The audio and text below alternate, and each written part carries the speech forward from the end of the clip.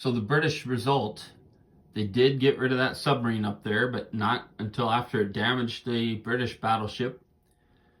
This submarine survived, and the French battleship took some damage. So after the British collect income phase, that sub rolled and did not get a hit. So we will see what it does to the Americans when it's the Americans' turn. Of course, we put the fighter there in London, brought some units over. If the Germans want to try to go after this transport, they got to go through minefields. Of course, that sub as well. And the new sub that was placed here in 8. So it is somewhat protected. The British down here in Africa did eliminate the artillery, but artillery and infantry were eliminated of the British. But for the time being, that keeps that German unit from moving. They were successful in Transjordan, but they lost 3 infantry themselves and then activated Arabia, also taking Afghanistan. So the British are collecting 33, and now the Ottomans buying 5 infantry. They would like to, of course, buy a fighter and artillery, but they only start with 16 IPCs. So 5 infantry is all they can afford for now, and they need them on the front. So one attack is going to be from 2 territories into Transjordan. Either keep that territory contested or knock the British back into Egypt next turn, in next round. Everything else will move up. They will be activating Bulgaria, and that Bulgarian stack will be going after Serbia. It is the long game of Serbians are kind of stuck here. They can't really do anything as long as they're surrounded. So we'll see what happens on the Ottomans' turn. So the Ottoman destroyed everything in Transjordan except for 1 infantry, and they survived by 2 infantry and an artillery here in Transjordan. That was their only attack. They moved everything up. Mesopotamia, there's 7 infantry there. And then they activated Bulgaria. So that was it for the Ottoman. There's their 5 new infantry.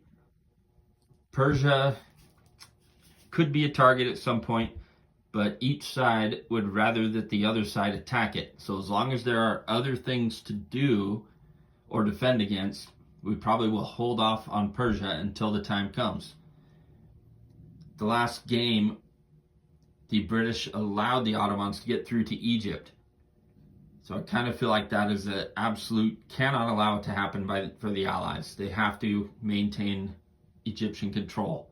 And so next round, I'm sure, between Arabia, Transjordan, and moving units over on these transports, they are going to attack Transjordan again or resupply Egypt, or some combination of both.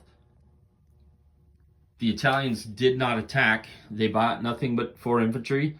They moved units here into Venice that should keep the Austrians from taking that, as there's 8 infantry, 3 artillery. It should be enough to hold, and then moved everything else up. Activated Albania, of course, and moved units into Egypt. This infantry should have moved up. We're going to go ahead and do that. Nobody saw it. Okay, and then the Americans had bought 3 transports.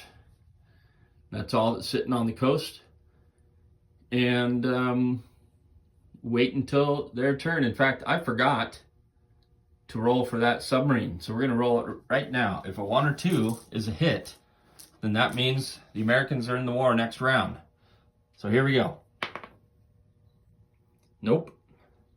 So that's through the British and the Americans. That submarine has done nothing. So that is all of round 1. We are about to move into round 2. The Austrians are buying another fighter, artillery, and infantry. And I've left the arrows from round 1 up. I will remove them after this. Most likely, they're going to attack from Romania, probably into Sevastopol. but it's not entirely clear. Galicia will probably move into Poland. We do not want the Russians to attack here and wipe out the German artillery.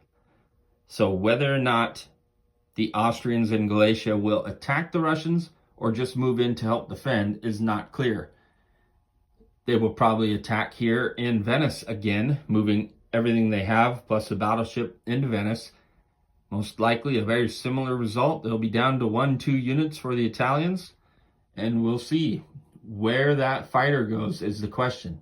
It could go into Poland to keep 2 fighters there on the Central Powers side, or it could follow. Well, it couldn't do an attack unless we went into Ukraine, and there's just not enough to do that. You'd have to go with Romania and Galicia and leave the Germans by themselves, and we're not going to do that. So that is it for round 1.